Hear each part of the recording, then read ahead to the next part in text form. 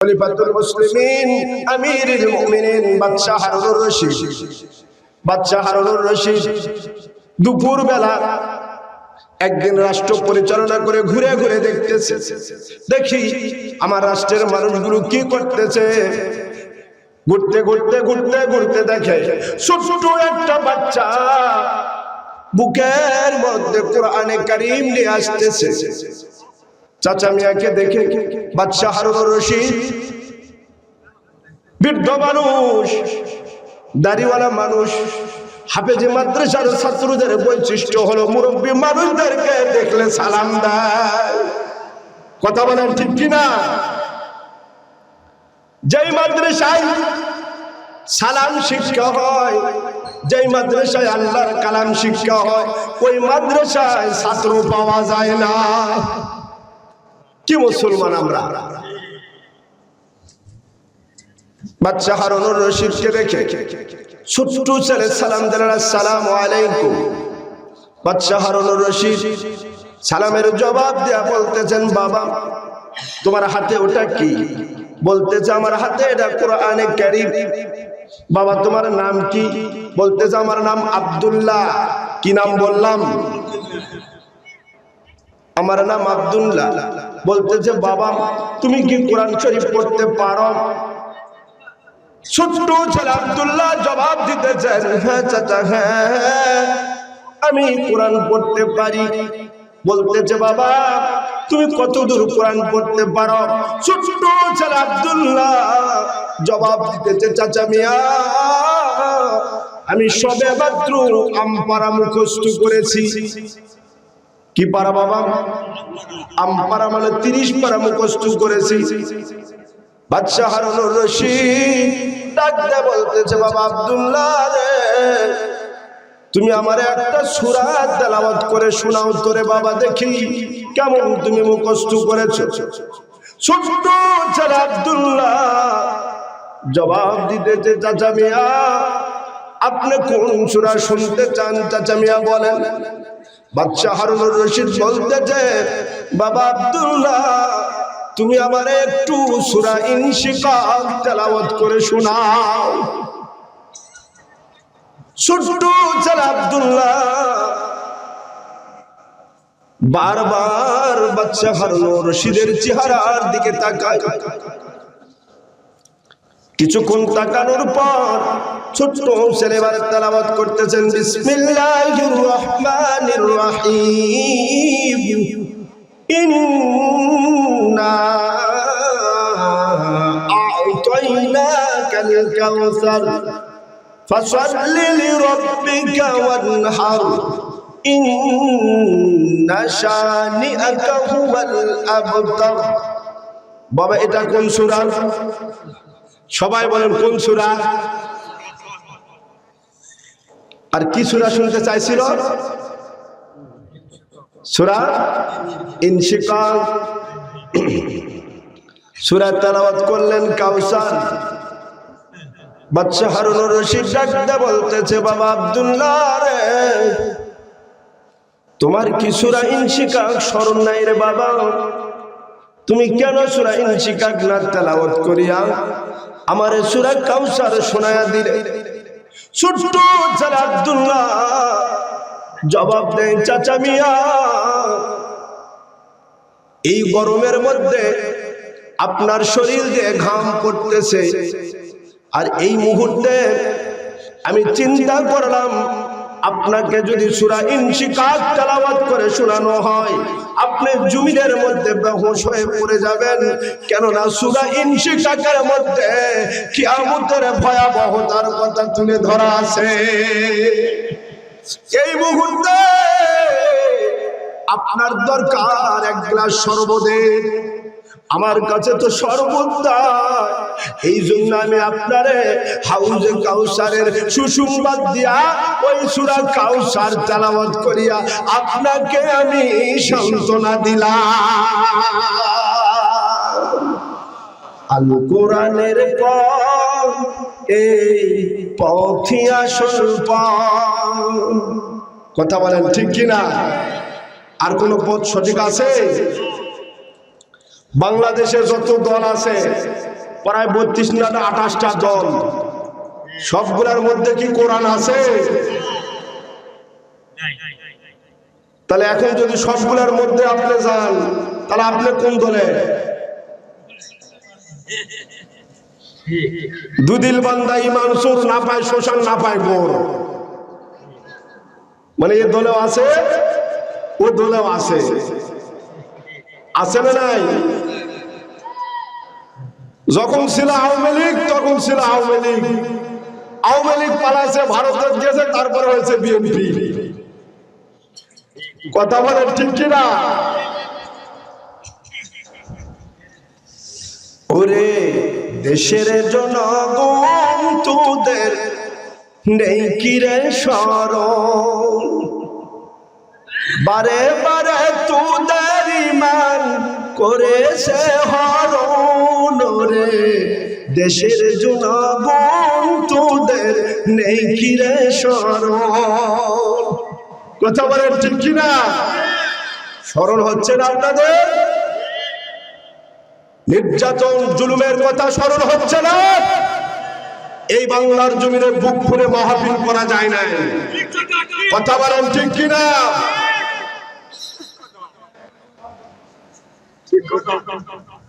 এই ঘোড়াঘাট রানীগঞ্জ থেকে মাহফিল করে বগুড়া যাওয়া যায় নাই, মাঝখানে পুলিশ ধরে জবাবদিহি করা লাগছে, আর আল্লাহর রহমতে এখন ওই নীলফামারী থেকে বগুড়া যাওয়া যায়, কোনো সমস্যা নেই। আল কোরআনের পথ এই পথই আসল পথ, উন্নমতে নেই যে রহমত। আল কোরআনের পথ এই পথই আসল পথ, আল কোরআনের আলোয় যার জীবন আলোকিত, সে চির বিপ্লবী নয় কখনো ভীত। কথা বলেন ঠিক কিনা? আল কোরআনের আলোয় যার জীবন আলোকিত, সে চির বিপ্লবী নয় কখনো ভীত। তার বুকেতে শুধু খোদাই অতুই মুহাব্বত, অতুই মুহাব্বত।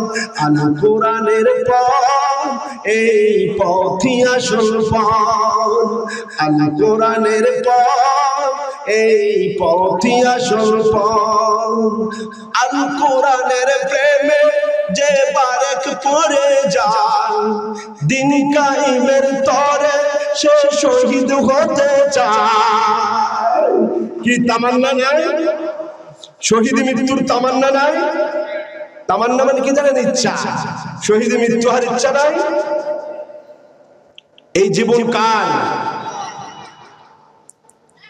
কি সুন্দর আমরা বলি, ইন্না সলাতি ওয়া নুসুকি ওয়া মাহইয়ায়া ওয়া মামাতি লিল্লাহি রাব্বিল আলামিন। কত সুন্দর বললাম, আমার জীবন আমার মরণ আল্লাহর জন্য।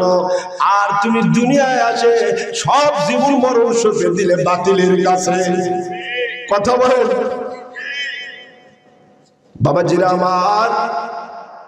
বাদশা হারুনুর রশিদ ছোট্ট ছেলে আব্দুল্লাহর কথা শুনে খুশি হয়ে গেল। বলতেছে, বাবা আব্দুল্লাহ, তুমি আমারে চিনতে পারো নাই রে বাবা, আমি তোমাদের বাদশা হারুনুর রশিদ। ছোট্ট ছেলে যেই বাদশা হারুনুর রশিদের নাম শুনছে, অমনি তরতর করে ভয়ে কাঁপতেছে। বাদশা হারুনুর রশিদ বলতেছে, বাবা আব্দুল্লাহ, আয় আয় রে বাবা, আমার বুকে আয়, হায় আয়, ভয় পাস না, তোমার আচরণ দেখে আমি মুগ্ধ হয়ে গেছি রে বাবা। আজ থেকে আমি বাদশা হারুনুর রশিদ সার্টিফিকেট দেয়া দিলাম, আমার রাষ্ট্রের মধ্যে তুমি যে কোনো মাদ্রাসায় লেখাপড়া করবে, তোমারে 1 টাকাও বেতন দেওয়া লাগবে না। আল কোরআন যার ভিতরে আছে তাকে কেমন সম্মান আল্লাহ করে দেখেন। আজকে আমরা সন্তানদেরকে কোরআন শিক্ষা দিতে চাই না। ছোট্ট ছেলে আব্দুল্লাহ বাদশার সার্টিফিকেট পাইয়া, সনদপত্র পাইয়া খুশি হইয়া বাড়িতে চলে গেলেন। বাড়িতে যাইয়া দেখে জনম দুঃখী মা বাড়িতে বসে চোখের পানি ছেড়ে দিয়ে হু হু করে কান্না করতেছে। আব্দুল্লাহ ডাক দিয়ে বলে, মা, ওগো মা, আপনি কেন কান্না করতেছেন? মা দেখেন গো মা, আর কোন চিন্তা নাই, আর কোন চিন্তা নাই। বাচ্চা হারুনুর রশিদ আমারে সার্টিফিকেট দেয়া দিয়েছে, আমারে সনদপত্র দেয়া দিয়েছে। আমি এখন থেকে এই রাষ্ট্রের মধ্যে যে কোনো মাদ্রাসায় লেখাপড়া করব, আমারে আর 1 টাকা বেতন দেওয়া লাগবে না। কিন্তু মার কান্না থামে না। মা বলতেছে, ও বাবা আব্দুল্লাহ, যেই বাচ্চা তোমার সার্টিফিকেট দেয়া দিল, যেই বাচ্চা তোমার সনদপত্র দেয়া দিল, কিছুক্ষণ পূর্বে ওই বাচ্চার সেনাপতিরা তোমার বাবাকে গ্রেফতার করে নিয়ে গেছে। ছোট্ট ছেলে আব্দুল্লাহ সঙ্গে সঙ্গে কোরআনটা ঘরের মধ্যে রেখে দৌড় মারলেন বাদশার দরবারে। রাষ্ট্রীয় দরবারে যাইয়া দারোয়ানেরা ব্যারিকেড দিয়া দিল, তুমি ছোট্ট ছেলে, তোমার এই রাষ্ট্রীয় দরবারে যাওয়া যাবে না। পকেট থেকে সনদপত্র বের করে দিলেন যে, দারোয়ান সাহেব দেখেন, আমার পারমিশন লেটার আছে, স্বয়ং বাদশার পারমিশন লেটার আমার কাছে, আর কোনো কিছু দরকার আছে? দারোয়ান দেখে বলে, বাপরে বাপ, এটা তো স্বয়ং বাদশা দেখে দিয়েছে। ঠিক আছে বাবা, যাও, তুমি যাও, ভিতরে যাও। ছোট্ট ছেলে আব্দুল্লাহ রাষ্ট্রীয় দরবারে চলে গেলেন। বাদশা হারুনুর রশিদ সিংহাসনে বসে আছে, আর সমস্ত মানুষ তার পাশে বসা। ছোট্ট ছেলে আব্দুল্লাহ সালাম দিলেন। বাদশা হারুনুর রশিদ সালামের জবাব দেয়া বলতেছে, বাবা আব্দুল্লাহ, কি ব্যাপার, তুমি আমার দরবারে এসেছো কেন? বলতেছে, বাদশা নামদার, আমি এসেছি, আপনার সেনাপতি আমার বাবাকে গ্রেফতার করেছে, এই জন্য আমি আমার বাবাকে মুক্তি দেওয়ার জন্য এসেছি। মুসলমান, আজকে সন্তানদেরকে কোরআন শিক্ষা দেয় না, তো ছোট্ট ছেলে আব্দুল্লাহর ইতিহাস খুলে দেখে। বাদশা হারুনুর রশিদ ডাক দিয়ে বলতেছে, ও বাবা আব্দুল্লাহ, তুমি বড় ভালো মানুষ রে বাবা, আমি তোমারে বড় ভালোবাসি, আমি তোমারে বড় মহাব্বত করি, কিন্তু তোমার বাবা একটা বেয়াদব, এই জন্য তোমার বাবাকে গ্রেফতার করা হয়েছে। যে বাচ্চা হারুনুর রশিদ বলতেছে যে তোমার বাবা একটা বেয়াদব, অমনি ছোট্ট ছেলে 10 বছরের মানব, 10 বছরের শিশু ছোট্ট ছেলে আব্দুল্লাহ বলতেছে, বাচ্চা হারুনুর রশিদ, মুখ সামলে কথা বল, মুখ সামলে কথা বল, আমার বাবা বেয়াদব নয়, আমার বাবা বেয়াদব নয়, তুমিই হলে ইন্টারন্যাশনাল বেয়াদব। যে দেশের সরকার আলিমুল আমাকে সম্মান করতে পারে না, যে দেশের রাষ্ট্রপ্রধান আলিমুল আমাকে মর্যাদা দিতে পারে না, যে দেশের রাষ্ট্রপ্রধান আলিমুল আমাকে হীনমান্য করে, যে দেশের রাষ্ট্রপ্রধান আলিমুল আমাকে অসম্মান করে, এই দেশের সরকার হলো ইন্টারন্যাশনাল বেয়াদব। কথা বলেন ঠিক কিনা? বাদশা হারুনুর রশিদ যেই বলছে তোমার বাবা বেয়াদব, আব্দুল্লাহ বলতেছে, ও বাদশা নামদার, আমার বাবা বেয়াদব নয়, আপনি হলেন ইন্টারন্যাশনাল বেয়াদব। যে এই কথা বলছে, অমনি সেনাপতি পুলিশ বাহিনী যারা ছিল ছোট্ট ছেলে আব্দুল্লাহকে ঘেরাও করে ধরছে গ্রেফতার করার জন্য। স্বয়ং বাদশাকে গালি দিয়েছে। খাতির আছে? আমাদের দেশের একটা মেম্বারকে গালি দেন, একটা মেম্বারকে গালি দেন, রাস্তাতে যাওয়া পারবেন না। এগুলো যুগ পার হয়ে যায়নি? জুলুম নির্যাতনের শিকার হয়নি আমরা? দীর্ঘ 17 বছর জুলুম নির্যাতনের শিকার আমরা বন্দী ছিলাম। মুসলমান, ইতিহাস ভুলে গেলে চলবে না, স্মরণ রাখতে হবে আল্লাহর জমিনে আল্লাহর বিধান চলবে, কোন সরকারের, কোন মানুষের, কোন তাগুতের বিধান চলবে। বাদশা হারুনুর রশিদ তোমার মতো মুজিবের বেটির মতো বাচ্চা নয়, তোমার মতো জিয়ার স্ত্রীর মতন বাচ্চা নয়, এই বাংলাদেশের কোন বাচ্চার মতো বাচ্চা নয়, মুসলিম স্টেটের বাচ্চা, বাচ্চা হারুনুর রশিদ, যার স্ত্রী ছিলেন রানী জুবাইদা। ছোট্ট ছেলে আব্দুল্লাহ ডাকতে বলতেছে, ও বাচ্চা নামদান, আমি বেয়াদব নয়, আপনি হলেন ইন্টারন্যাশনাল বেয়াদব। সঙ্গে সঙ্গে পুলিশ বাহিনী তাকে ঘেরাও করে ধরলো। বাচ্চা হারুনুর রশিদ পুলিশ বাহিনীকে ডাকতে বলতেছে, রে আমার পুলিশ বাহিনী, ওই আব্দুল্লাহর জ্ঞান সম্পর্কে তোমরা জানো না রে? আমি জানি, আমি জানি, তাই ওরে তোমরা গ্রেফতার করো না, ওরে আমার সিংহাসনে উঠায়া দাও।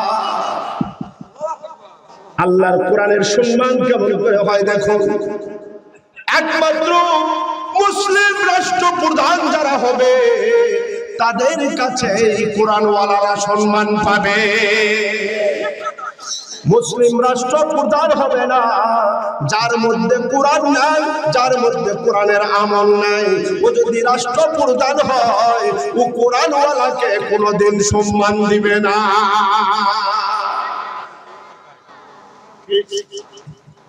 কষ্ট হচ্ছে বাবা আপনাদের? ছোট্ট ছেলে আব্দুল্লাহ বাচ্চার সিংহাসনে বসিয়ে দিলেন।